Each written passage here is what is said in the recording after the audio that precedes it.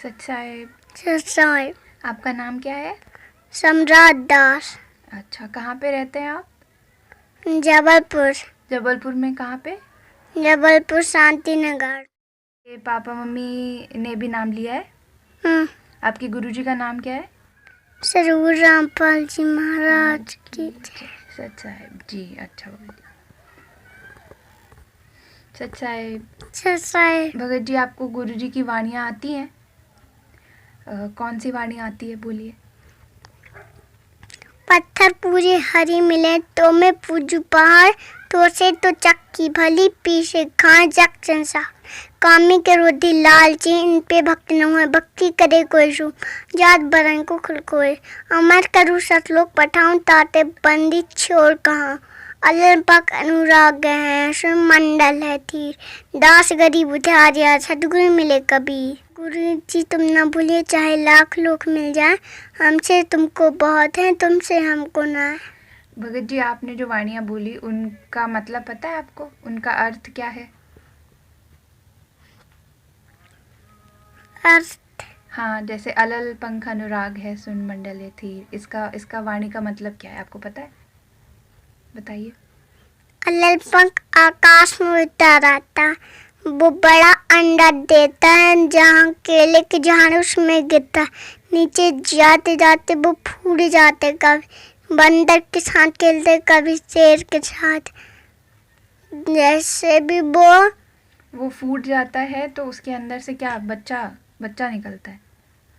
अलल पक्षी का। फिर वो क्या करता है नीचे जाके अपने माता पिता की याद बनाए रहता है। माता पिता की याद बनाए रहता है, वो अपने माता पिता की याद बनाए रहता है, मैं कब बड़ा हूँ, मैं कब माता पिता के पास जाऊँ। तो गुरुजी क्या बताते हैं इस वाणी से कि हमें गुरुजी की याद बनाना चाहिए, जयोबंदी छोड़ की, ताकि हम वापस कहाँ जा पाए? सतलोक। जयोबंदी छोड़ की। जब वो पक्षी जाता है तो किसको लेके जाता है? हाथी को। इतना ताकतवर पक्षी होता है? किसको उठाता है? हाथियों को। हाथी को। एक हाथी? 4 हाथी। 4 हाथियों को उठाता है? अच्छा। गुरुजी की और वाणी आपने अभी एक बोली थी, कौन सी थी वो? कामी के रोधी। हाँ, तो उसका अर्थ क्या है, बताइए। काम क्रोध मोह लोभ, जो ये रखते हैं उनसे भक्ति नहीं होती, भक्ति सूरमा करता है। सच साहेब। ये चित्र में कौन है? भगवान। कहाँ है भगवान? जेद। क्या नाम है भगवान का? सरूर देव। और ये रथ जा कहाँ रहा है? ये रथ सतलोक जा रहा है। अच्छा, सतलोक में क्या है? सतलोक में खेलने मिलता है। अच्छा, और भक्ति करके हमें क्या मिलेगा? क्यों भक्ति करनी चाहिए हमको? को भक्ति इसलिए करनी चाहिए कि हमको कुछ गुटखा नहीं खाना, सुपारी नहीं खाना है, मार्क्स नहीं खाना है और तम्बाकू नहीं खाना है। हम ये सब नहीं खाएंगे तो कहाँ जा पाएंगे? सतलोक। और गुरुजी का आपको ज्ञान अच्छा लगता है? सुनते हो सत्संग? क्या क्या सुना अभी तक? कुछ याद है? सत्संग सुना है, आरती सुनी है। हाँ, सत्संग में क्या बताते हैं गुरुजी, आपको कुछ याद है? गुरुजी बताते हैं जो टीवी देखता है वो कच्चा पक्का रह जाता है। अच्छा, और गुरुजी ने और क्या क्या मना किया है, और क्या नियम है गुरुजी के भक्ति करने के? गुरुजी ने मना किया है कुछ जो देता है वो उसकी चीज नहीं खाना है। अच्छा, और टीवी वगैरह देखना है, गाने सुनने हैं क्या? नहीं। डांस करना है क्या? नहीं। आप क्यों सतलोक जाना चाहते हो? सतलोक इसलिए जाना चाहते हैं कि बहुत दुख नहीं, यहाँ बहुत दुख है। यहाँ पे दुख कैसे है, क्यों, क्या करना पड़ता है? काम करना पड़ता, वहाँ काम नहीं करना पड़ता। अच्छा, यहाँ पे क्या काम करते हो आप? यहाँ पे दवाई खानी पड़ती, बुखार चढ़ती है। अच्छा, तो क्या सतलोक में बुखार नहीं आती?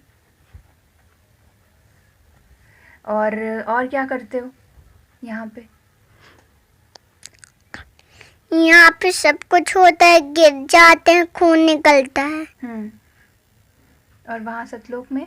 सतलोक में गिरते नहीं है। यहाँ पास टेंशन होती है, वहाँ टेंशन नहीं होती। अच्छा, आपके घर में मम्मी क्या बोलती है? बोलती हैं काम करो, यहाँ काम करना पड़ता है। आप क्या काम करते हो? यहाँ पे खाना खाना पड़ता है, पढ़ाई करना पड़ता है और खेलना पड़ता है। और वहाँ सतलोक में क्या करना पड़ेगा आपको? खाना खाना है और पढ़ाई नहीं करना, खेलने जाना है। अच्छा, वहाँ पढ़ाई नहीं है? नहीं। इसलिए आपको सतलोक जाना है। देव जी की जय। सच साहिब। क्या नाम है भगतमती आपका? राधा दासी। क्या नाम है भगत जी? दशरथ दास। आपने कब गुरुजी से नाम दीक्षा ली? 2015 में। अच्छा जी। और आपका बेटा सम्राट दास जिससे अभी हमने बात करी, तो आपने कैसे उसको मतलब भक्ति पे लगाया, कैसे गुरुजी की भक्ति बताई जो कि वो इतने अच्छे से करने लगा? तो सब मालिक की दया है भगत जी। मालिक से जुड़े हमको 3 साल हो गए हैं और उसके मन में अच्छी मतलब भक्ति आती है और अच्छी भक्ति करता है वो। अच्छा, तो आपने जब गुरु दीक्षा ली परमात्मा से, तो आपको कुछ कष्ट था या कैसे आप जुड़े मालिक से, कैसे आपको पता चला गुरुजी का ज्ञान? मेरे को भगत जी बहुत कष्ट थे। मेरे सिर में इतना दर्द था कि बहुत तेज़ दर्द चलता था, यहाँ चलता था, यहाँ चलता था, यहाँ चलता था। इतना तेज़ दर्द चलता था कि मैं सह नहीं पाता था दर्द। और जब दर्द नहीं सह पा रहा था तो मैं सल्पास की गोली ले आया था मैं खाने के लिए, कि मैं दर्द नहीं सह पा रहा था तो मैं सल्पास खा लूँ। तो फिर तो आपको इतनी तकलीफ़ थी तो आपने मतलब आत्महत्या करने तक की सोची कि आप सल्फास की गोली ले आए। तो आपको फिर कैसे मतलब ये ज्ञान हुआ कि मुझे, आप दूसरी तरफ वो हुए कि किस तरह से आपको ये ज्ञान मिला गुरुजी का? मेरे जिया जी हैं गोटे गांव में, तो उनने बताया कि एक बार सतगुरु देव के यहाँ जाके देखो आप, सतगुरु रामपाल जी महाराज हैं, वहाँ आके जाके देखो आप, तो हो सकता है तुमको आराम लग जाए। तो मैंने कि नहीं, ऐसे गुरुजी को मैंने बहुत देखा है, बहुत जगह छड़वाने गया, कहीं आराम नहीं लगा।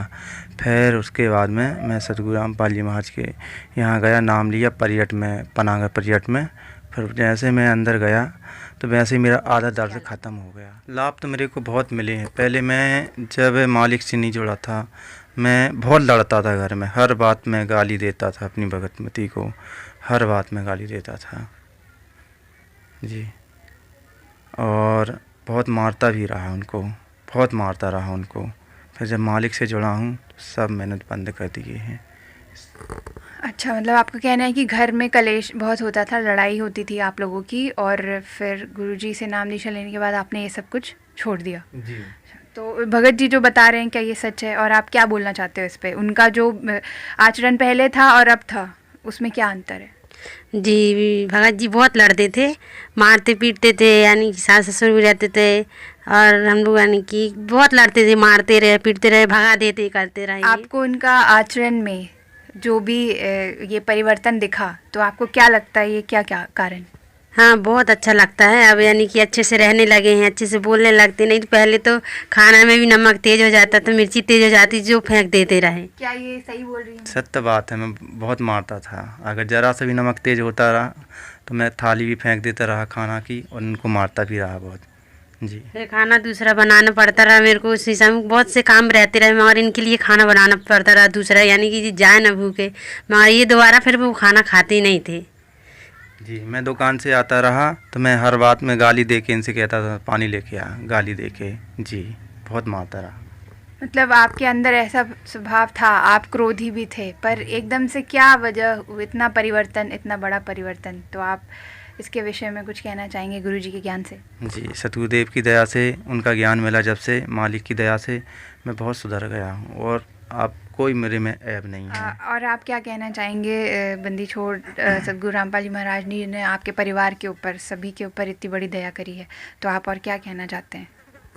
मैं हर भगत समाज को यह संदेश पहुंचाना चाहता हूं मालिक की दया से कि मालिक से नाम लें और अपना कल्याण करवाएं।